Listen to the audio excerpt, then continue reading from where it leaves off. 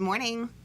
Good morning. Good morning. Welcome to EMAC's Chamber Chat. Meet our members. It is Friday, December 16th. Time flies when you're having fun. It's been a whole nother year. I have a guest host here with us today is Ray Eckhoff from Provident Bank, and our guest joining us today is Solomon Chemo from Richmond I practiced this before so I wouldn't screw it up. Richmond Wealth Management. So I haven't been here in a while, so I want to send a good shout out to all my co-hosts.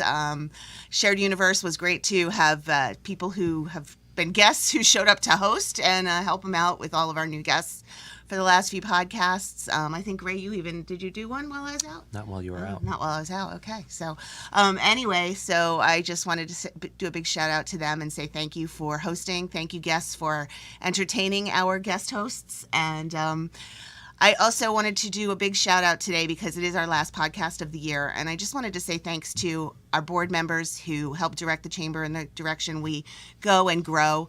Our team in the office who's absolutely dynamic and amazing. EMAC has had a phenomenal year. We have grown by 85 members this year. I think we've started out because we're almost to my 5-year anniversary, Ray. I know. Not big. So when I started out 5 years ago, we were at 106 members. We're now at 315. So EMAC is growing. We've got great recognition. We're getting a lot more participation from the towns and getting more involved with helping them in community activities. We have, a lot of what we can do is due to our corporate sponsor, which is Nissan City of Red Bank. So they have transparent pricing, the respect you deserve, and efficient processes, and I said it in the wrong order. Thank goodness they still continue to sponsor when I screw up their ad every single time. They are right here in Red Bank, and they really are. They're family-owned and operated and really super nice to deal with. I think one of our listeners today is not listening because she's actually had an appointment for a car there today. So, Elaine, if you are listening, good luck today. Have fun. Anyway, so just to recap, we had a phenomenal holiday party. December 1st, we had our holiday party at Drift House in Seabright. Yes. And we had 50 people joining us. They did a wonderful job. I heard the food was phenomenal. I never get to eat at our event, so I never know what our food is like, but I've heard lots of rave reviews about the food. Everybody seemed to have a really wonderful time.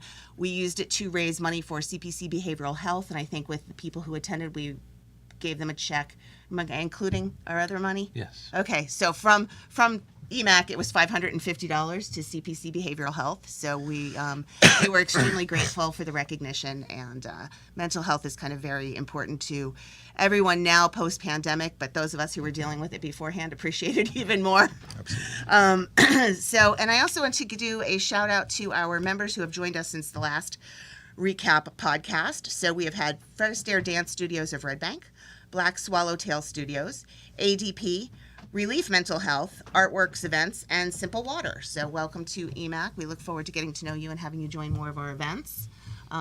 Solomon, you haven't been a member all that long. I'm one of the new 85 members you have. You're one of our new 85. Yeah. But yeah, so the really nice thing for Solomon is he's right in this building. So his commute today was not far. Ray and I walked in from the back parking lot today, and we swung by his office to pick him up, but he was already up there. So our event's coming up. You guys are both very quiet. I'm trying hard not to do everything. I know. You have a lot to things to go through first. I do. Then you'll jump in? Yeah.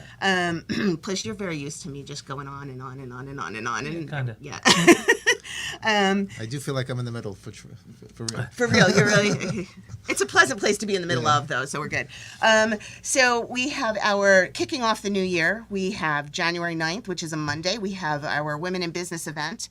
Don't be shocked. We're going to hear from Dawn Masabny, who is a mother who took tragedy, the loss of her daughter, and created a nonprofit to affect change in legislation and awareness for toxic shock syndrome. So she'll be sharing, and, besides doing the amazing things she does do for that, is how she took the tragedy and was able to turn it into a business, and how she manages that business when it's so close to her heart. So that is being sponsored by RMS Title and Appraisal, and it's being hosted by Absolute Home Mortgage Corporation, Team Cook, on White Street in Little Silver. So you can go to our website and register to attend that. It's also our anniversary, our 1-year anniversary. We had our first Women in Business event January 10th last year. Oh, wow. This year. So January 10th 9th year. in 23. Then on January 11th, we will have our business networking breakfast. We are still working on the details for that, and we're looking at a new location. So just sign up because you know every breakfast we do isn't amazing. So just come no matter what. You'll know where it is before the day before you get there. Just in case. It's like one of those, it's a pop-up party. We're just going to tell you at the last minute where it is. Not really. I'm just kidding, but you know. It's fun that way. It's fun. You know, it's always exciting. It's exciting. It's not for lack of trying. There's just been a lot of moving parts on this one. But our business after hours, we're kicking the year off really strong on Thursday the 26th. It is a 4-chamber event. So it will take your networking to a whole new level with us, EMAC, Greater Ocean Township Chamber of Commerce, Monmouth Ocean Development Council, and Jersey Shore Chamber of Commerce. It'll be at Tee to Green, which is at Monmouth University's Graduate Center. It's an indoor golfing. We'll be having golf. We're working on the beverage portion of the evening, so that stay tuned for that. But it is, and there's sponsorships each. So what's really cool about doing something like this is each member, depending on what chamber you're a member of, you register with your chamber. So the opportunity to sponsor for this event is a gold sponsor for $250. Each committee gets each chamber gets 2 gold sponsors and can have up to 5 silver sponsors. And attendance is $30 if you attend and register through your chamber, and $40 if you're a guest of a chamber, you're not a member of any of these.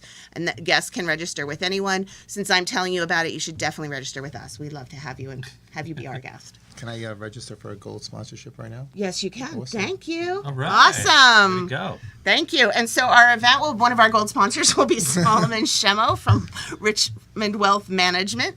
And I figure if I sponsor enough, you'll get the name of the company right. And... you know, honestly, can I tell you how many other companies I've called Richmond Wealth knowing you, and then when I have to say it in front of you here, I'm screwing it up? I mean, that's the name that comes out of my mouth at the office all the time. That's all we want. That's all you want. Thank but you. I can't get it right in public, you know, let's just say. We're going to work on that. Yeah. So, and I did forget to mention that our sponsor for the BNB is the Journal. We have a good working media relationship with them, and they are sponsoring our breakfast as well. So I forgot to say that. And then I guess the other thing I'll let Ray talk about, because that's our big thing coming up in 23, and we're already very successfully planning that one. So that's the Spinnaker Awards dinner, which will be at the Park Loft on March 23rd? March 22nd. 22nd. The Park Loft is newly renovated. It's the former dance hall that's on Fort Monmouth. Very beautiful place. We have we have a great list of honorees. I won't go through them all. Why not? Okay, I will go Go through through them them all. Claire Knopf is the Volunteer of the Year. Lake House Music Academy of Red Bank is our Arts and Culture Award. Vin Gopal, New Jersey State Senator from District 11, is the Public Service Award. Jersey Shore Financial Advisors, Tom Duffy, is our Community Service Award. New Jersey American Water Corporation, which is probably really happy today with all the rain, is our Corporate Good Neighbor. The Tigger Stavola Foundation is a nonprofit organization of the year. Liberty Insurance Services is the honoree for 50 years or more serving Monmouth County. And Courtney Alessi is EMACC's Next Generation Leader. And we have a lot of sponsors already in, including, there's a list of them. I'm not going to name There's a them list. all, Yeah, but, that's a long list. it's a long list, and a growing one. Yes. And we should be on there too pretty soon. So You are. You're up on the top right-hand okay, corner. good. So Oh, no, you're not yet. not Okay. yet. We'll be on there too. So it's a great event. We do the only downside to the Park Loft is that it does have a hard limited capacity. So if you're interested in sponsoring or going, I would strongly suggest you sign up early. Yes. Okay. Thank you. That is true. We are very excited. One thing Ray didn't mention is we have Ray's been running this event for nobody knows how long. They won't let him leave to do it because he's really good at it. But he has developed this. You know how you go and you sit at some award ceremonies, and they're all wonderful because people deserve awards. But you sit after like a 5-minute introduction and then a 10-minute speech, and you have 7 people you have to do, and you're sitting there all night. Ray does not allow our winners to speak over 2 minutes, and there's no introduction except for what we say. So it's a very quick ceremony, so it's a lot more networking. The way we're doing it at Park Loft this year is even better because it's not a sit-down. It's a sit-down dinner, but it's not a formal go to your seat, wait to be served anew with the same people all night. So that's we're really looking forward to it being a little bit different, mix and mingle, and a little bit more networking opportunity with it. That sounds really fun. So it's going to be awesome. You got to be there. You haven't been to one of our spinnakers yet, so you got to be there. It's fun. It's all new to me. I know, I know. But chambers are not new to you. No. Go ahead. You can elaborate. Oh, okay. Thank you. We're going to turn it over now, and I'm going to try to include people in the room. I was very comfortable being in the middle of you two. were So yeah, ping-ponging you between guys us, worked yeah. very well together. Thank you. So number one, thank you for having me. I really appreciate it. And I'm a new chamber member, and it's really been a great experience. I enjoy the enthusiasm of your team, the events you're putting together. But as you mentioned, I've been involved in chambers for many years. So it started from when I was at the Staten Island Chamber of Commerce. I would say probably like 1999 is when I got involved as a young buck, so to say. And really the main reason I joined the chamber was to grow my business. But you learn over time that there's so many other things that come into play that you kind of get from the chamber. So I started as a member, I joined a committee, then I was chairing a committee. Next thing you know, I was invited to come on the board. And then, like my father always said, like never volunteer in the Israeli army because you'll keep on doing more things.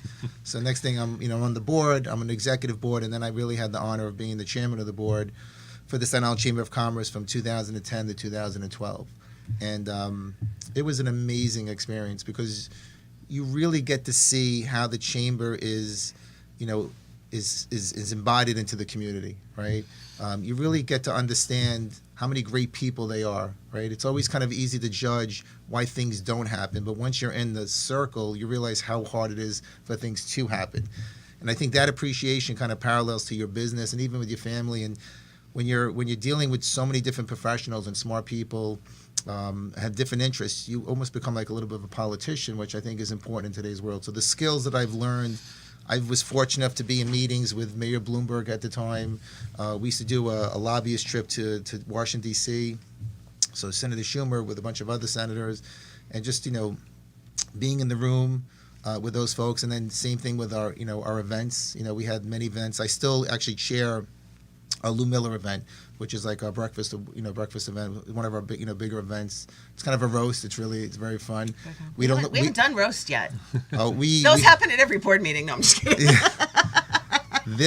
We are very fortunate that we have almost semi-professional roasters that we have. So it's gone to the point where it's really good. We get about 300 people, but we don't let the honoree speak either because it kind of drags on a little bit. But look, all these things are important. There's people who donate their time in the community. But for me personally, getting involved in the chamber here, yes, I obviously want to kind of expand our business. We've been in Red Bank probably 4 or 5 years. We do have an office in Staten Island. But I want to be involved in the community. I enjoy that part of it. And so far, it's been a great experience. I think like 3 events I've been to, wonderful people, and I'm looking to be involved more. Great. We love that. Thank you. My Thanks, pleasure. It's really nice to hear because our many of our past chairs that are still very involved will joke around about, once you get in, you never get out. But I think they joke around, but it's nice to hear someone say that there's the value in that and how that it was an honor. And it's an honor I think it's an honor for the chair to serve, but it's also an honor for the people to work under that chair, to volunteer under that chair, and to be part of a chamber that's led by a strong chair is really nice. So. Yeah, I think it's a challenge in today's world to get members to join the chamber and to be on the board. 20 years ago, there was no internet, so I remember in my 20s, if I wanted to go skiing and, we didn't know where to go, we called the Chamber of Commerce and they would tell us where to go. Now you want to know something, you go to Google and it answers pretty much, It does, but you know what's really interesting? We still get a lot of those calls. Yeah. A lot, surprisingly. And so what do we do when we need to answer it? We go to Google and give them the answer. But, it's true. We get a lot of that but stuff still. It changed the dynamic. It definitely I did. think the chamber is more important than ever because of social media, because everything is online. The chamber still brings that, that human touch, and that's extremely important. Social media and doing things on that platform is extremely important. It's a reality. It's relative to the world. But it doesn't block out those other things, you know. Yes. So, but I think going to organizations, I think it's important to bring new blood into the organization, because the reality is, and well, Ray's doing it forever. I think he's kind of locked into a contract that you can't really get out of. But it's time consuming. Don't look at me when you say that, though. I did not put him in that contract. I'm staying in the middle. Okay, stay right. Be Switzerland. Why don't you? Yeah, there you go. But it's important to be involved. I think it's important to be involved, and I think it really, for me, what it did was kind of show me behind the scenes how much effort goes into the community. Mm-hmm. Because if there wasn't a Chamber of Commerce, if there wasn't these nonprofit organizations, which I'm involved in a bunch of them, and there's one that's very dear to my heart, but if they weren't there, that would leave a vacuum into our society, because the government can only do so much. Right. Right. And you guys are filling in those gaps, and I think the Chamber especially is helping businesses come together to learn, to network, to be educated, to have fun, to grow their businesses. So I love the platform you have, because it's not just about networking; it's also about education. You know, it's different type of events. So Thank you. I'm excited. Thanks. So we like it. So the big question is, and you said we could pose this question to you, is, you know, how do you go out and make $1 million in the market? Yeah, so I did mention that. So the best way I tell people to make $1 million in the market is to start with $2 million. I never said that publicly online before, so I might get in trouble. This So may end does my that career. mean you'll lose you'll lose one of your millions and you still have one, or Well, do if you you want make to start three? if you want to start with $2 million, you know, you want to make $1 million, start with $2 million. That's- So then you get three. So you're good. Yeah. Okay. I was trying to follow that. No, and I mean, I'm not holding you down to this. We know you were goofing around when you Yeah. said that. So, But I'll answer it on a serious note. I've been doing this for 30 years. It's coming up in 31 years. I've seen all different type of markets. This market, you know, it's kind of no different than other type of bad markets. There's never been a bad market where people say, it's fine, don't worry. Like CNBC is not going to say, guys, be long term, it's fine. That's never going to happen, right? There's always news. Money's emotion, and people are emotional without a doubt, right? That's what makes it so interesting. But being a long-term investor, being a diversified investor, as boring as it sounds, right, makes sense. And we saw that recently with the Bitcoin and the meme stocks, where, I mean, I was getting calls every day regarding Bitcoin and currencies and, you know, Bed Bath & Beyond and these other type of investments. I'm not saying that they were good or bad investments, but just buying those individually is not investing. That's more gambling. You want to have some type of professional portfolio, whether you do it on your own or you work with a professional manager. You know, our motto is plan, manage, protect. So you can't do all three at one time. It's a lot of work. It's a lot of mental thought process, right? But you have to kind of do all three as time goes along, and they all kind of work together. But without having the planning, the managing doesn't really work. And if you have the managing without the planning, like, what's the goal for the money? So I think, you know, the key thing I've been telling people is, you know, you certainly want to review your portfolio. You want to, you know, keep on reevaluating your plan, but you want to be a long-term investor, and things will work itself out. as you're saying this, I'm thinking about running a business, and it's very similar. Like, running your portfolio is the way you would run your business. You would plan your business, you would manage your business, and then you would, what was the third thing?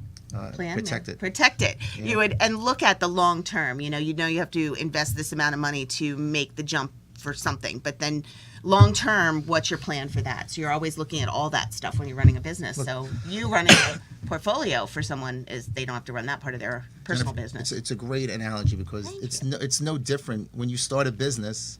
Sometimes it takes off. You're in the right place at the right time, right? You know, but sometimes you're not, right? So just like the chamber, right? Like nothing is smooth. Nothing goes. The stairs don't go like this in reality. Oh, right? no. You know, they may go like this, but as long I as built the stairs. That's why they're not normal. A good person would Yeah. build the stairs like this, but somebody who's learning along the way, the stairs are, Yeah. that's kind and of you had to keep building on the pushing stairs. forward, and you learn and adjust it. So same thing investing. There's times recently people got in and they made a lot of money. Same thing happened in 1999. People were making money like crazy, right?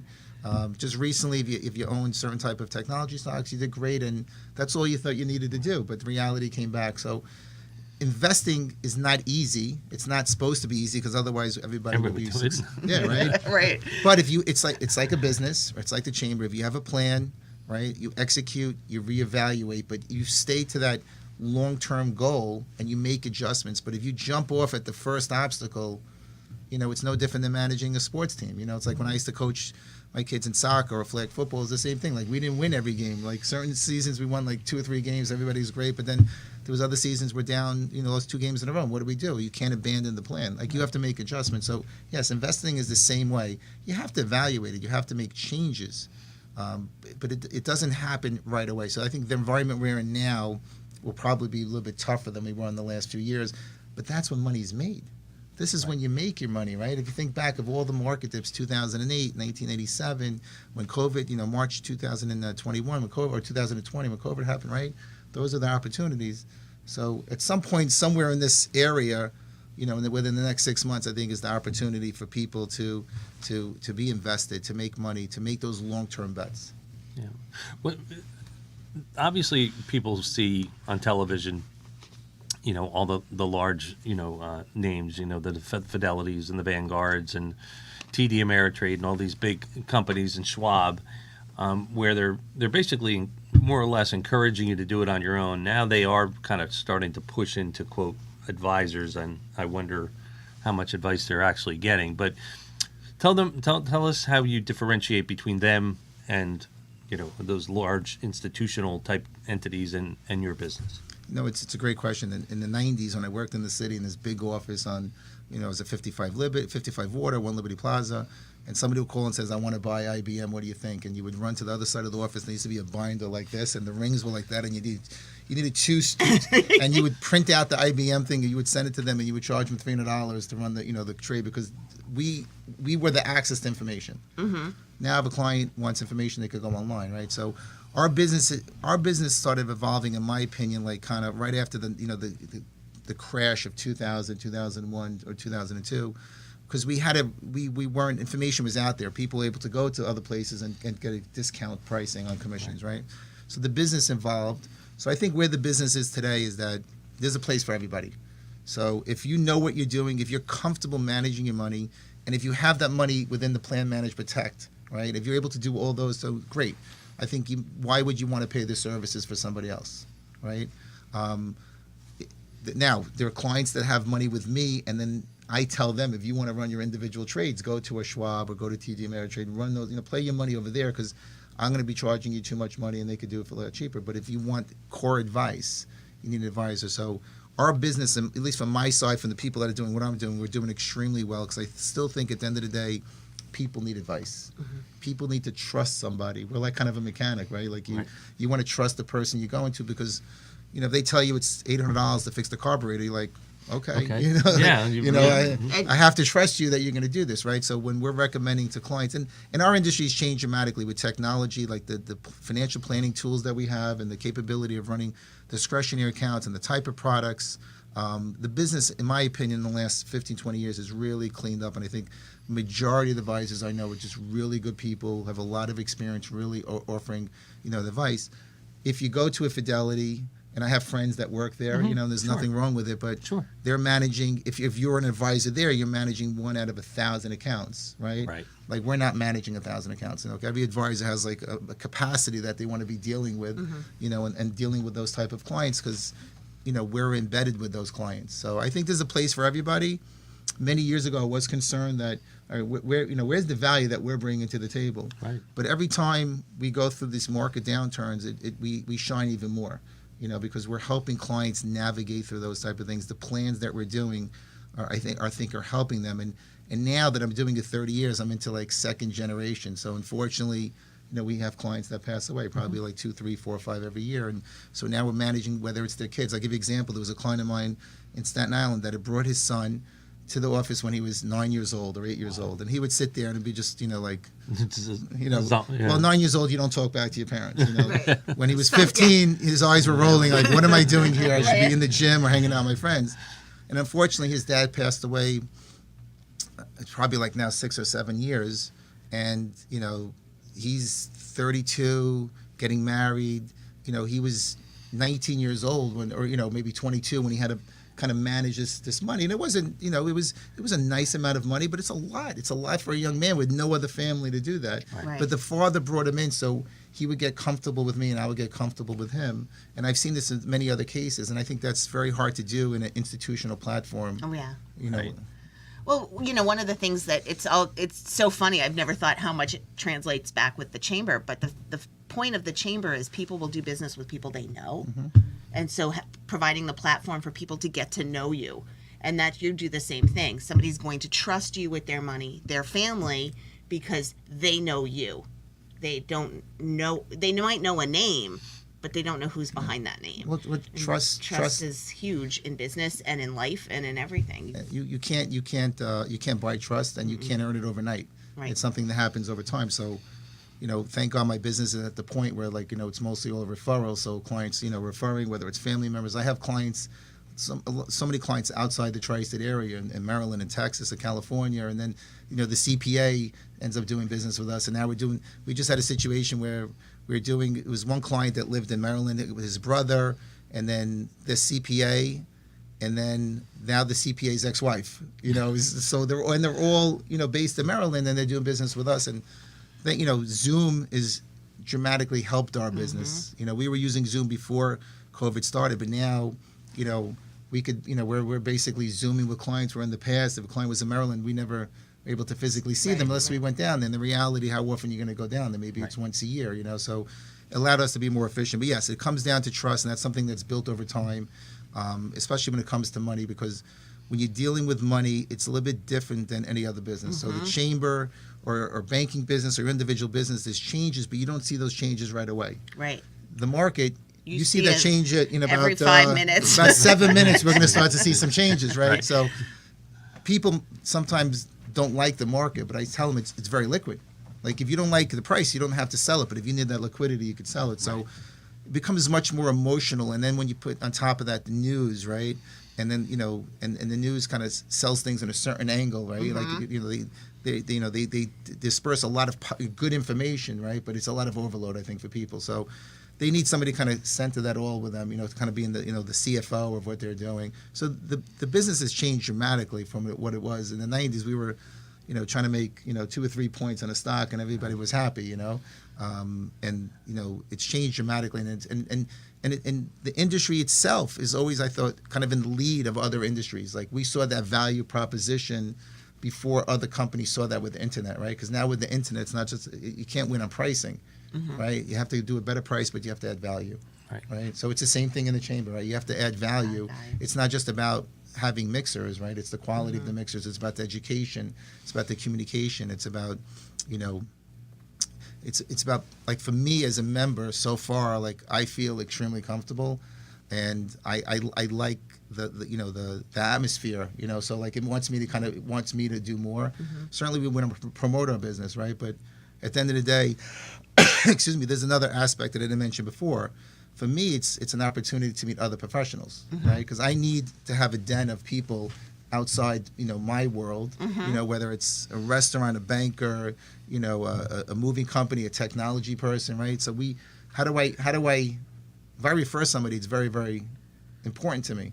So through the chamber, I get to meet folks and kind of have an opportunity to meet them again and grab some lunch and grab some dinner and kind of build the relationship.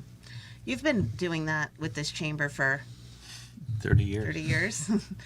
As a young buck, you got into the chamber to build your business, and it's not even your business, but it's your business. It's what you do. And again, people would say, well, what did you get out of the chamber last year? What was the exact, how many loans did you get? And that's not where it really happens. It's in the relationships that you build. If I build a relationship with Solomon, and he has a client that says, well, I'm looking to buy a building in New Brunswick.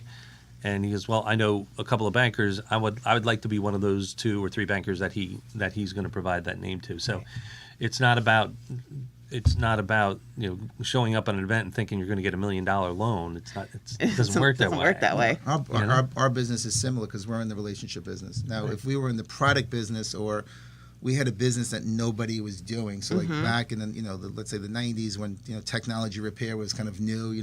So there's nobody out there. You're there was no Geek Squad or it wasn't commercialized, right? But we're in the relationship business, and I feel there's a lot of conversations that happen that we don't even know about by people who we're not even sure they're saying stuff about it, but because we have that relationship with them. Because the reality is I'm sure for all of us, when we want to buy something or go somewhere, we're not just like, oh, thank God we found Solomon. Like there's in this building, there's probably 20 financial advisors, right?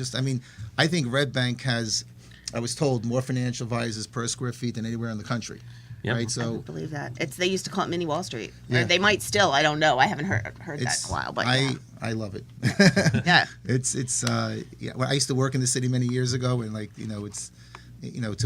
to walk, like, not to be in the city. And when I worked in Staten Island and other places, like, you had to drive somewhere to get something. Like over here, you could walk and get some tea. You have such great restaurants. So we're actually doing our Christmas party tonight in Red Bank. But going back to what Ray's saying, it's all about relationship, and the chamber is a starting board for that. And I think the more you get involved, the more you get to know people, but they get to know you. Mm-hmm. And my advice to anybody who's doing this is that if you're going to get involved, number one, don't do too much. Number two, do only something that you really enjoy. Because if you enjoy it, then people see, whether you're into it or not into it. That's the reality. So do something that you enjoy, and then you'll enjoy doing. You're going to want to go to the meetings, because the reality, if you had to go to a meeting on a day like today when it's raining and the kids, who's sick and who has hockey, and life is busy, so you want to do something that you enjoy. But I would recommend getting involved. Thank you. Yeah.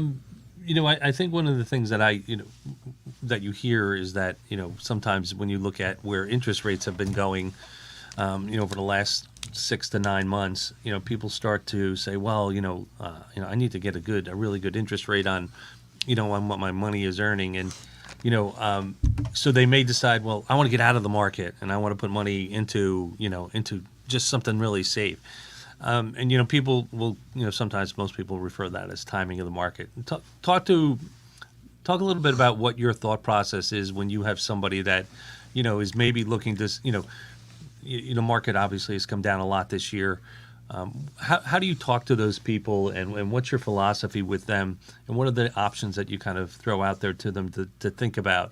And obviously, one of the things that all depends on too is their age. Yeah. So, well, it all starts with the plan, right? Like, right. what's the goal? Like, so I have clients who are 70 years old but never going to touch the money. So that's a 30-year time frame. So it's their decision whether they want to be aggressive. But there's a game changer that's happened this year. I mean, interest rates, I've been in the business 30 years. Interest rates basically have gone down. I think my first mortgage was like 7 or 8, 9%, and then we're refinancing at 3, right? Just recently the 10-year treasury was at 1.7%, right? So, but now where rates are, there's a clear indication, that rates are not going to go back. I mean, they may go back down, but we're not going to 1.7. So I think we're in a new dynamic where interest rates are higher, and they're definitely part of the game. Like, I had a conversation with one of the foundations, a big foundation that we manage, and I'm like, they want a certain percentage, and I'm like, all right, we could get part of that with buying bonds. So it does change the game plan for regarding equities, because just a couple of years ago, matter of fact, the Chamber of Commerce in Staten Island, when they were starting their foundation, so I was kind of just sitting in the conversations because I couldn't be involved in the committee, and the rates were low. Like, what are you going to buy it? And then you run the risk that if you buy bonds last year and then rates go high, the value of the bond goes down. So bonds are down anywhere from 10 to 14% this year. But what's really interesting is historically they always said that the stock market outperforms inflation, because that's really, at the end of the day, what we're trying, that's our enemy, right? Inflation, the cost of living, right? And they always said as interest rates went higher, inflation went higher. So this was embedded us 30 years ago when I was studying for the test, and isn't that the case today, right? So inflation is higher, so is interest rates higher. But the reality is, if you could buy right now, a 2-year, a 3-year, 4-year piece of paper, whether it's, we just rolled over a treasury bill yesterday, annualized at almost 3.8%. Like, you could buy a 5% corporate bond, right? So I think it changes the conversation, and I think you have to be in it. But at the end of the day, if you're a long-term player, in my opinion, equities always outperform. The numbers always indicate it. I mean, the numbers are there. Yes. Right? I think the market's only been down 3 times, 4 times in history, right? I think it's only been down 3 years in a row. Apologies. 3 years in a row, 4 times in history, and those are major events, right? I think I wasn't prepared for the statistic, but I think it's only been down 2 years in a row, like 8 or 9 times, and a lot of that was going back to the Depression in 2001 and 2002. So if you look at the numbers, like 76% of the time the S&P is positive. Now there's a simple reason why, because if I take your little phone over there out of your pocket, that company wasn't around 30 years ago. I'm assuming that's an Apple, by the way. Sure. Okay. So that company wasn't around 30 years ago. So I tell my clients in 20 years, there'll be a company called Orange that will dominate. And I mean, think about how many companies we knew growing up, right? Kmart, Woolworth, Unisys, we could go on that are no longer part of the market. So that's the unique thing about the market is that you have this 500 companies and you just take out the ones that are not performing and you put them in there. So that's why the market always goes higher. So that's why having a diversified portfolio for the right type of client makes sense, Right. As compared to buying individuals. Because if you had Lucent Technology, like a lot of people did in Staten Island, right? Because there was a big AT&T center there. I mean, they lost it all. Yeah. So to go back to your question, Ray, I think that you should look at incorporating bonds. I think you have to look at your time frame. Mm-hmm. I don't look at the age so much, right? Because Right. once again, if you have enough money, I have clients that have enough money, they have pension, they have Social Security, they don't need this money. Right. So the question is, look, you could do what you want. Now, some clients want to be conservative. Yeah, I think buying the corporate bonds or treasuries or munis is a great place. For other ones, they may want to be more aggressive. Now, most of the clients at a certain age, like when you start pulling income at 65 or 70 or 60 years old, most of us are not fortunate enough to have an abundance amount of money. But so we have to manage that portfolio. Right. And I think that, yes, I think the bonds now play a bigger role because you can get income from that side of the portfolio and reduce that volatility. Right. Because the worst thing you want to do, and we kind of do this to the planning side, is we run these Monte Carlo analysis, right? So Monte Carlo analysis is an engineering analysis when you run 1,000 probabilities, right? So if they just send some kind of space vehicle to Mars or whatever, right? How do they know what it's like? They've never been there, so they just take all the data and the computer runs simulations, right? So they've brought this to the financial planning world about 30 years ago, and it's so powerful because it basically says, all right, if we run 1,000 scenarios based on past data. So real market returns, but scrambled based on your information. Can you survive, 18, 20 years. Can you survive a negative market? Because Right. when you start pulling money, the worst thing to happen is you start losing money in the first 10 years. Right. You're better off losing money in the back 10 years because once you start losing money and you pull out and then you make it up, you're making up from a lower ground, right? Mm-hmm. So I think the way things are with interest rates now, for people who are pulling money out, I think bonds are definitely a big, even though inflation is high, but if you could get 4 or 5%, Right. you're kind of like 70% there, There, the return right. you're looking to get anyway. Right. But for long-term investors and for the people who are emotional in Right. doing that as a replacement, but the long-term, I think that's a more detailed conversation. Right. And sometimes it's okay just to say, like, you know what? This is what I tell clients. At the end of the day, if you can't sleep at night, so when things get crazy and clients call, I'm like, listen, take the night, think about it, talk to your wife, talk to your husband. When you get up in the morning, if you still feel uncomfortable, then Right. go to cash. And we'll figure it out from there because you need to feel comfortable, but you need to kind of depack or unpack the emotions of it and get to long term. And sometimes you can't do that, right? We all kind of been through that. And then, all right, let's pause and then we'll figure out what we're going to do afterwards. The other interesting thing that you hear or where most people I think would come across, you're out at a party and somebody's saying, oh well, did you buy this stock or did you do this or did you get invested in crypto or did you do all these things? I made a ton of money and you hear all these things and then people say, well, is that something I should be doing? I really think I should be in that. I need my portfolio to make more money. And I guess that is, again, one of the jobs one of the things that you provide to your clients is to say, they call you up and say, I got to get into this. It's a discussion point. It's an ability to provide a service and a thoughtful process to, you don't, if it was so easy to make money buying stocks, everybody, like you said kind of earlier, everybody would just do it on their own. It would matter. It's that guidance that you provide that's so key. And you do hear situations like that, and my philosophy, a number of years ago when I heard the term crypto and I didn't understand it was, I went back to the old, model that buy what you know and what you actually understand. I know I didn't understand it, so I didn't, go out and do that. It was a guy from Fidelity. I can't remember his last name, but that was his motto, like buy, and Warren Buffett. Yeah, and Warren Buffett model, yeah. It's buy kind of what you know. interesting because when you were, kind of describing the situation, I'm thinking peer pressure, like when you were a kid. Yeah. Yeah. Yeah. People. So You're not in crypto? Why not? Yeah, Everybody is. Well, just because everybody's in it doesn't mean it's right. Yeah. Yeah. We've seen that a lot in the last 3 years between the technology stocks, between crypto, and then the I bonds, the inflation bonds, right? So my theory is when everybody starts calling on it, then it's kind of hit that that peak. Right. I will say personally, me, I don't buy any individual stocks that are not part of like a managed type of program. So what we do is I find strategies of managers and I take those and I create my own strategies. So I do have individual stock portfolios, but they're 20, excuse me, like one has 20 stocks, one has 25 stocks. My experience for me personally, I've never been able to make money buying individual stocks. Right. When I was at Smith Barney, I was buying Citigroup stock. I was awarded Citigroup stock. I followed, with the line of thinking, 7 years, 7 years my stock came due, and the stock, when I got there, was at 44, and then it was at 9. Right. But that was walking into the financial crisis. But that's what happens. You have to, Right. if you have to be a big boy, if you're going to take a big bet in Tesla. I have clients that have made, millions buying these things. And even with the pullback, they're still way ahead of the game, right? But if you're that type of investor, don't buy it because somebody else is buying it. Buying, because I have a client that's been buying Tesla and Bitcoin since the very beginning, but he believes in it. He understands it. He does a little research. Like, he's a long-term investor. He doesn't get shaken out.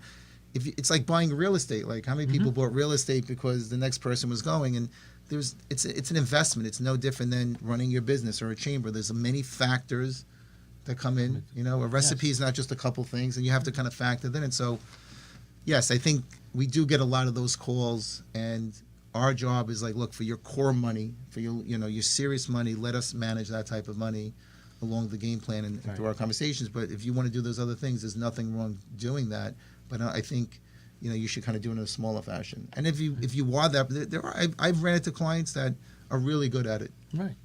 But most people it's not. Well, it's hard, It's very hard. I mean, we're going to leave here. Everybody's going to check our phones. We're going to look at our emails, see what's going on with work, what's going on with the kids, go downstairs. Most of our day was, we're troubleshooting something, right? And then you watch news, and next thing you know, it's Sunday. And so, but some people have a good knack for it. For the people that don't, give us a call. Yeah. Yeah. It's funny. I am not a numbers person. I am not a financial person. I have obviously had to learn a lot of it running the chamber. A lot of it has been helpful from just at-home conversation. I've learned a lot. I mean, I think when we first got married and you were into business, I knew nothing about money and banking and loans and all of that. And I've learned so much. And now with this, being able to hear, but you guys did, there's so much to know. You need to rely on a professional, because I let the two of you have that whole conversation, because it was way over my head. But I know I could learn it if I needed to. But so why would I want to go do something without going to somebody who already knows how to do it? It's in today's world, we don't feel good. We go in Google and become Google doctors. So I go to doctors. Listen, I'm a professional Google doctor. I know all the symptoms. But that's the way of the world today, right? But at the end of the day, I think in today's world, any service business, whether it's me or any other, you have to have a value proposition, right? You have to have experience, you have to have trust, you have to have loyalty, you have to have, people want an experience, they want to come. So it's not just about people investing, it's our review process and the packages we send them and the response time and, caring about their family members. There's so many other things we do beyond that because the people want that experience. But if you find somebody good, that's the person you want to do. But once again, you're paying a fee for that service, and it's not for everybody. We recently were talking to somebody that was from New York, was living in France, and we had a conversation, and and I said, think about the fee that you're going to be paying because you never did that before, and then here's what I think you're going to get out of it. And she decided at that time that it wasn't for her, and I said, I respect that, right? Because you have to make sure, but don't just do it because you don't want to pay a fee. What am I getting for that fee, and what happens if I don't use that? What happens afterwards? Opportunity cost. And to go back, you were saying before, Jennifer, bringing it back to networking and getting involved. Even though I'm a numbers guy, I always tell people I'm 20 years out. When you want to look at a balance sheet. So when I was at the Chamber of Commerce and I was the executive, I was the finance chair. It was very tough for me because I wasn't something I used to. My son used to play. I think he was practicing for baseball, and I used to sit on the floor in the gym and bring all the papers so I could prepare for the next day. So the point being is that getting involved, you sometimes learn things that out of your zone, right? Which is good. Which is very It's good. really good because I could look at a balance sheet now and kind of identify certain things and pick up certain things that I didn't do before. So you challenge yourself, and I think that's, for me, I always enjoy that, trying something new. Yeah. It's By the way, I'm not looking to be on the finance committee. So that's okay. That's Yeah. all right. You don't need to be on the finance committee. It's a very small, tight committee. It works very well. They've Good. done a really good job for quite a few years. So you're good. There's Okay, all right. we need you in so many other ways. Don't worry. But one of the things that I always say this too, and we've talked a lot about your own business, and you guys are both relationship managers, and you both are in the service businesses. I mean, you do have product because they're Yes. financial product you're selling, but it's really on your service and your advice and your building and your relationships. And one of the things I like to tell people just about business in general is the biggest thing the best thing you have going for anything you do in your career is you. So no matter what your career is, getting yourself out there and letting people get to know you will benefit whatever you do. Sales, technology, if you're, you are a lawn person, everybody's going to refer you because they know you. So like the best asset to develop in any business is yourself. And having that confidence in yourself and building your network in what you do. It is all about, you are the best asset you have in your business, your company, yourself, your career path. It's, trying to take it down. A lot of people say about the chamber, well, I don't own my own business. No, but you run your career, you run your business. Your performance will relate how you do. I think it's more important, if you don't own your business, to be involved in the Chamber of Commerce. You meet other people from other industries. I mean, in today's world, things could happen. When you were talking, Jennifer, I was thinking, like, even in business, right? We were talking about the market and people calling and being tempted to buy other things, but you get that in business also, right? People say you should do this, you should do that. I think if you have to be the truest version of yourself, right? I mean, you have to be honest, you have to have integrity, you have to have a strong belief of the vision that you have to run your business, and then you just have to be the truest version of yourself, because I think there are a lot of distractions of the easy way to do things.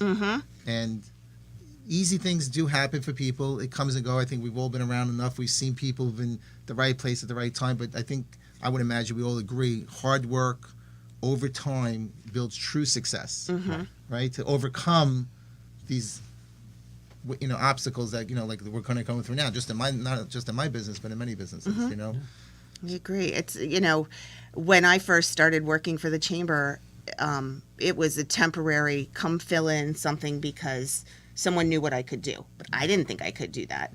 So I came in and I was the truest version of myself. I just came in, and I remember I came in to run the first Spinnaker I ran in 2018, and Ray had done a lot of work putting it together, but it came down to the details. And so I came in and I was to run that event. And I remember, like, somebody bought tickets for us because they couldn't come, but they just said, send them to people so you have people attending.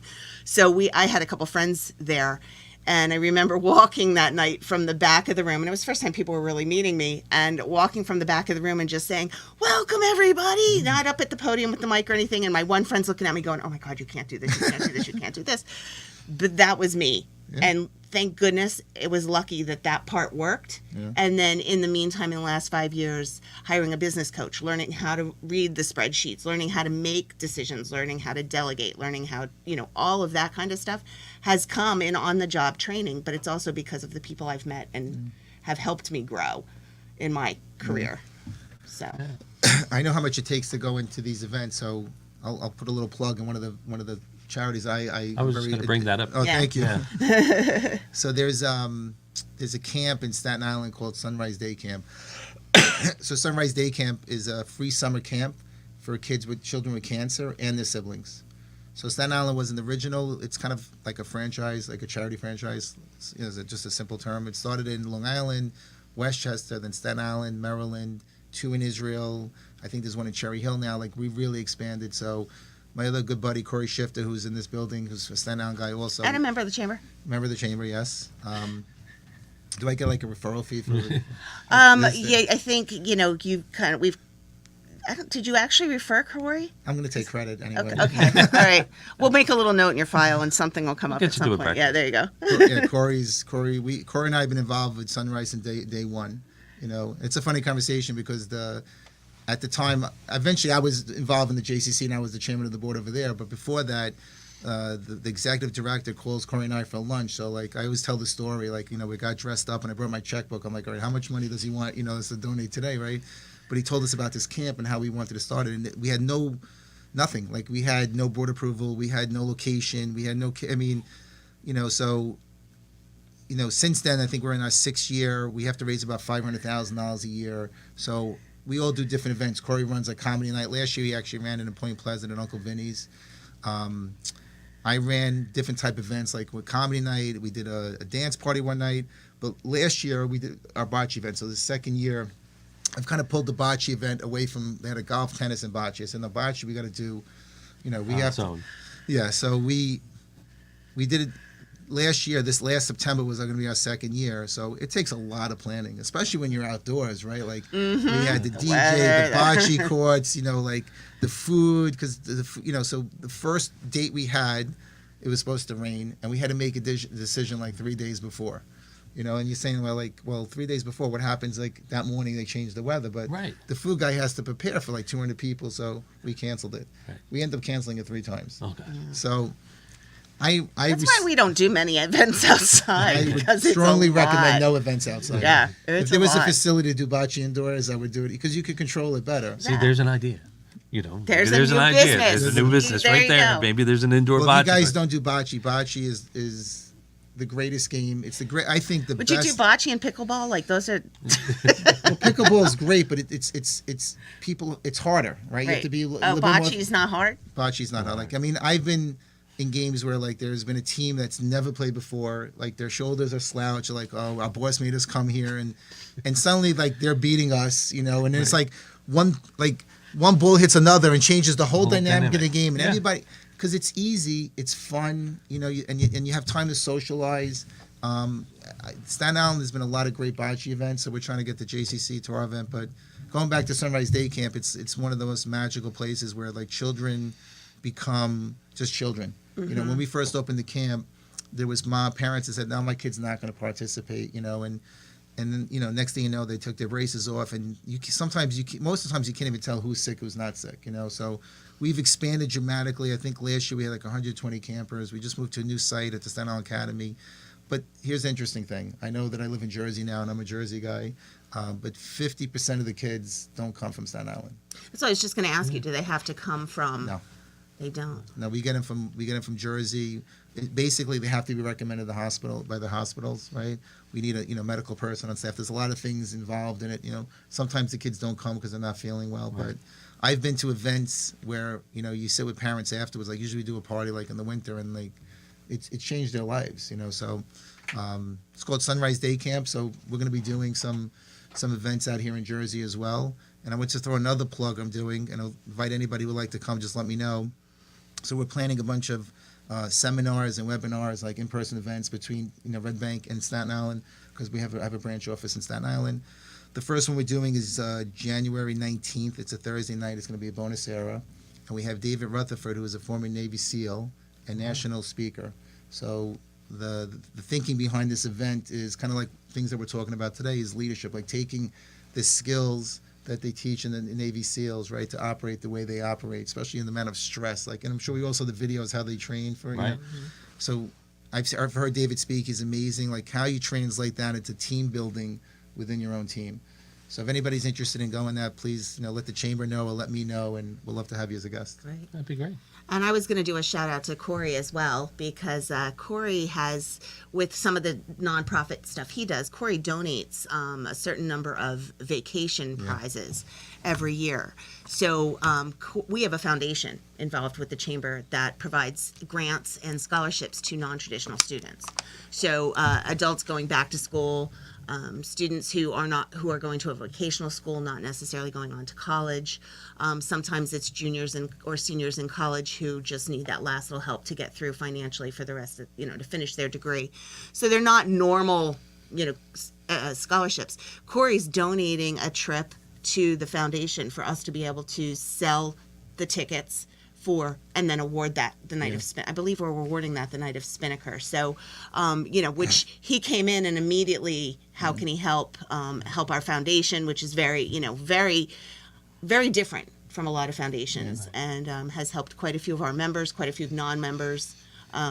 Really exciting. So I wanted to give him a shout. That along with that, grow your business is also grow your personal brand. Well, Corey's done an amazing job of growing his business through branding, through charity events, and Corey and I, I think Corey probably started a little bit later than I did, as far as but we both kind of learned how to network, how to brand this stuff, how to be involved in the community by getting involved.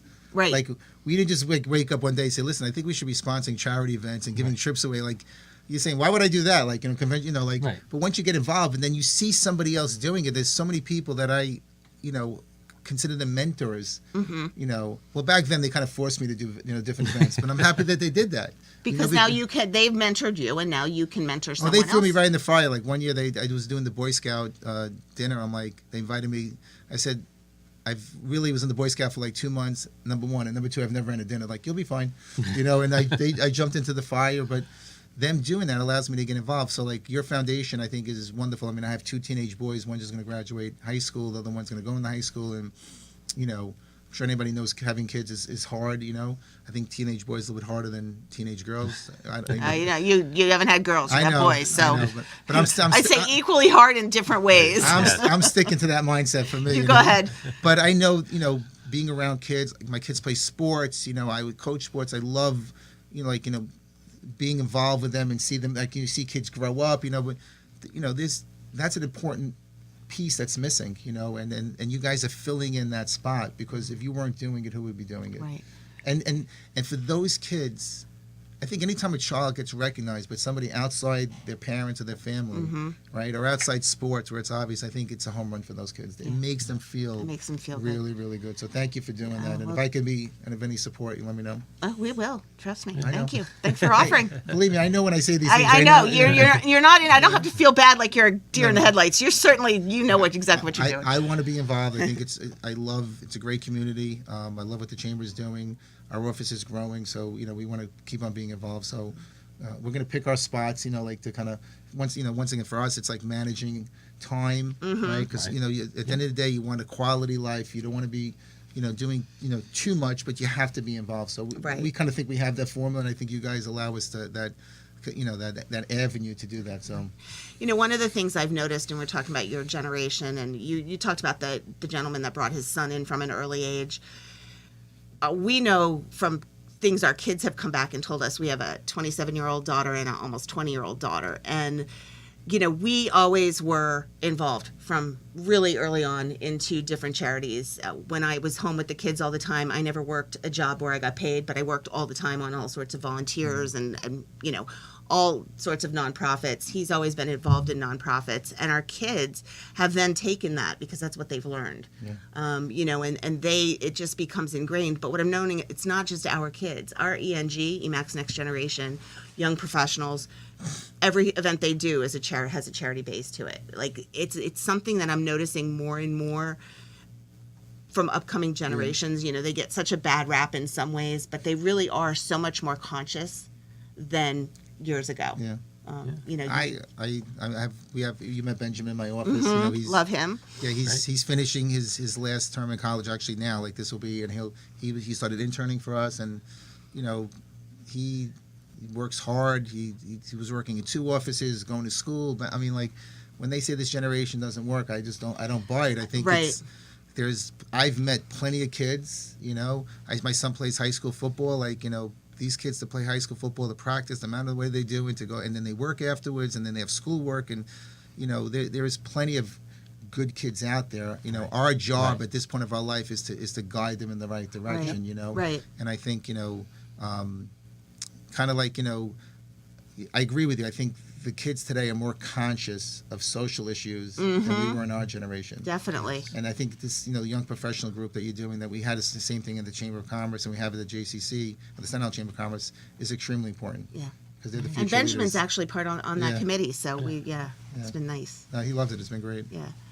So they will have an event coming up in February, I think is what they're planning. I think that's when I slated them for. I kind of this year told them when they had to have an event so it would fit into Well, the you chamber. have to guide them a little But bit. we have three. I mean, we have 3 events a month Yeah. on the average. So it's you got to schedule it so that we do know, like you said, people do have other lives besides just wanting to hang out with us all the time. It's but quality also over yeah, quantity. right, exactly. So, well, thank you. My Our pleasure. hour went by fast. Really fast. We appreciate your sponsorship now. That was really awesome. Yes. And it's always a pleasure talking to you. Thank so. you for the opportunity. It was truly pleasurable. I really appreciate it. Thank you. Happy holidays to everybody. Wishing everybody health and happiness. Thank you, us too. And give a last shout out to Ming Chen on the boards at a Shared Universe podcast Thanks, Ming. studio.